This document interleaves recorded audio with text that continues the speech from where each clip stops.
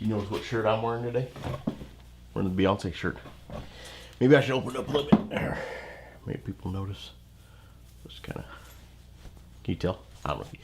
We'll just keep it a little secret between you and me, but yeah. All right, yeah, I'm ready. 3, 2, 1. Hey everybody, it is the Squirrel Report, and I am Clark Pickens. I'm the head nut here at friendsofsquirrels.org, and this is the show where we give you the old ins and outs and ups and downs and swings and highs and lows and everything we do right here at the old Squirrel Refuge. So if you like watching these shows, make sure you give us a old thumbs up. Lets us know that you appreciate us, and click that subscribe button. Tell your friends about the show. Tell them, hey, go check out old Clarky. He likes to talk about squirrels and stuff. So anyway, where are we at? Squirrel count 62. Last time we were at 65, so we are right. It's within the margin of error, as they say, and things are going great out here. Actually, last time we talked about the tree falling down, and so many pine cones fell down. And in fact, piles and piles of pine cones. We went out and took some pictures to actually break them open to show you just what the squirrels are pulling out of there, and some pretty big seeds in there. Pretty nice. Yeah, I've got it. In fact, I just saved a whole tub of them. I like to just collect them a little bit and then let them dry out a little bit, because then they're easier for them to crack open. These were they're a tightly sealed pine cone.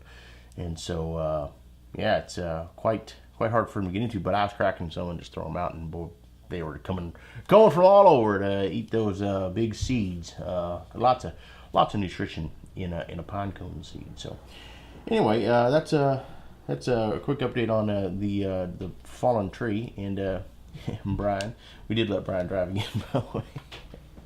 He went down. We had to get. Boy, we have having so many squirrels, we've been having to get extra food, and I was so busy out there, and Skip was down at work. Skip works down at the TV station, and so we didn't have anybody to bring our order up. But Brian, I said, now Brian, I want you to pay attention to the road. I want you to drive, and I don't want anything falling out of the truck.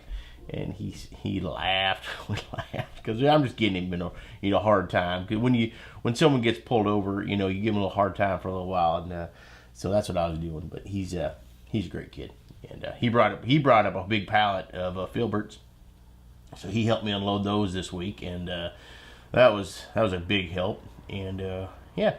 So anyway, and I also want to give you guys an update on the wire project. And if you haven't been watching for long, you may not know that we've got neighbors with cats just right next door. You're out this far in nature, you'd think you wouldn't have neighbors right on the old property line, but we do. And so they've got like a cat sanctuary over there. And so we put up an electric wire. We tested it for quite a while. We didn't want to hurt the squirrels, and we think we have a pretty good solution. We've zapped quite a few cats. The cats are not harmed, but they have stopped messing with the wire. The squirrels never did mess with the wire. We had it at a very low voltage for several weeks, and they would brush it and scurry off. So they learned pretty quickly that they are not to touch that wire.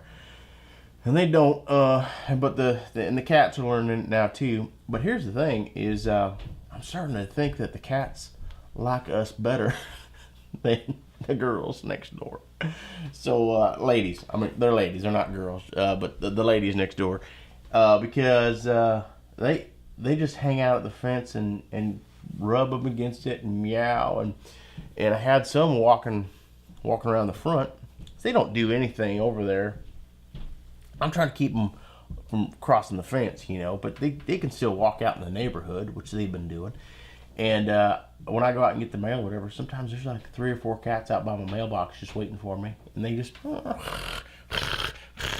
just purring up on me. So I may have to open a cat refuge right next to inside the squirrel refuge, which is a little dicey, because the bigger squirrels, they can handle a cat. But the babies, they're a target, and so you gotta be careful. But I tell you what, now we have a cat here. It's an indoor cat. We don't let it out, and he loves me too. But I tell you what, these neighbor rescue cats are starting to fancy me too. And so I do have quite the animal magnetism, and so it could just be that. It could also be that the ladies next door are just terrible people, but they are cat hoarders, and whatever they're doing over there is not working out. So anyway, I got cat friends, I got squirrel friends. Occasionally when I'm down at the Grange, I got dog friends. I don't like dogs as much, but they like me, and maybe just they like to smell the cat and the squirrel on me, because they're always up in my crotch. You get a dog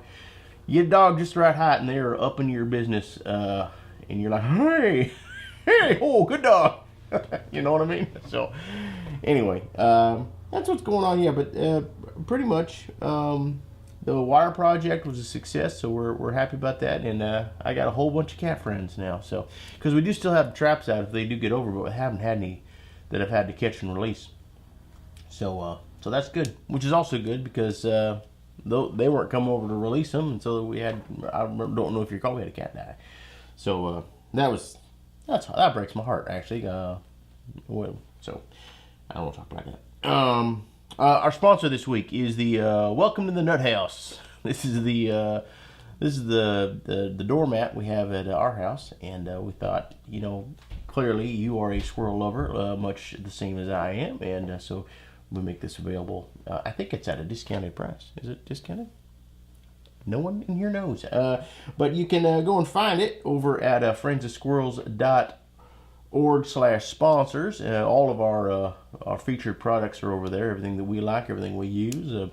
Also, we don't mention a product on this show if we don't actually use it ourselves and endorse it. So we're not going to be telling you about things that we don't like or don't trust.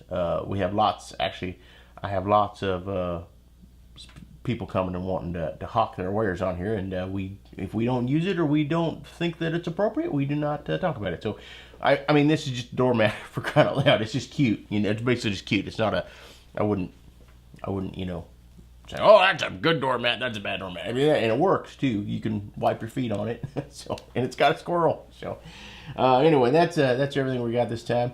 If you want to get in touch, you can call me at the number right there on your screen, 503-438-7775. I'm told that spells something on a phone, but 4,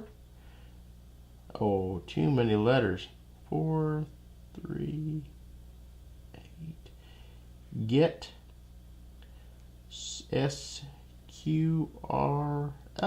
Get Squirrel. Just call it 503-GET-SQUIRREL. You can leave me a voicemail. Otherwise, it's on the Twitter at FOSquirrels. And that is everything for this time. I really appreciate you checking us out and spreading the love, telling your friends about us, and send them over to friendsofsquirrels.org. We appreciate it. And until next time, I'm Clark Pickens. I'm the head nut here at friendsofsquirrels.org. Ugh, I need to go take a bath. Yeah. Oh boy, I stink like that. I stink like cats.